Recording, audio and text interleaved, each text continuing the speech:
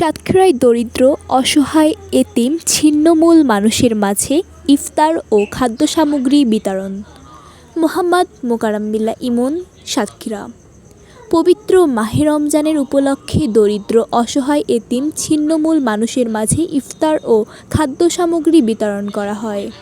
স্বেচ্ছাসেবী সংগঠন সোয়াবের আয়োজনে শুক্রবার বিকালে সাতক্ষীরা সদরে আকরাখোলা জান্নাতুল ফেরদাউস হাফিজিয়া মাদ্রাসা, এতিমখানা ও জামে মসজিদ প্রাঙ্গণে এই ইফতার ও খাদ্য বিতরণ করা হয়।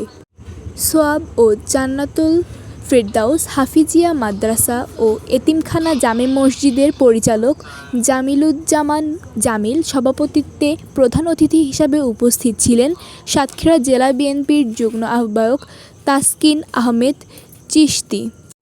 এ সময় বিশেষ অতিথি হিসাবে উপস্থিত ছিলেন সাতক্ষীরা জেলা সমাজসেবা অফিসের সহকারী পরিচালক মোহাম্মদ রুকনুজ্জামান, সদর উপজেলা সমাজসেবা কর্মকর্তা শরীফুল ইসলাম, সাতক্ষীরা জেলা যুবদলের সাবেক সাধারণ সম্পাদক হাফিজুর রহমান মুকুল, সাবেক সাংগঠনিক সম্পাদক ও পৌর council Shafiqul Alam Babu, Balli union BNP সাবেক যুগ্ম আহ্বায়ক ও বল্লী ইউনিয়ন বিএনপির সাবেক সভাপতি সেলিম আক্তার মিন্টু, বল্লী ইউনিয়ন বিএনপির সাবেক সাধারণ সম্পাদক মোহাম্মদ আব্দুল গনি, তিনটি ইউনিয়নের 115 জন অসহায়, দরিদ্র, এতিম ও ছিন্নমূল মানুষের মাঝে 10 কেজি চাউল, 4 কেজি আলু, 1 কেজি ছোলা, 1 কেজি মুসুরির ডাউল, 1 কেজি পেঁয়াজ, 1 কেজি চিনি, 1 কেজি লবণ, 1 কেজি তেল।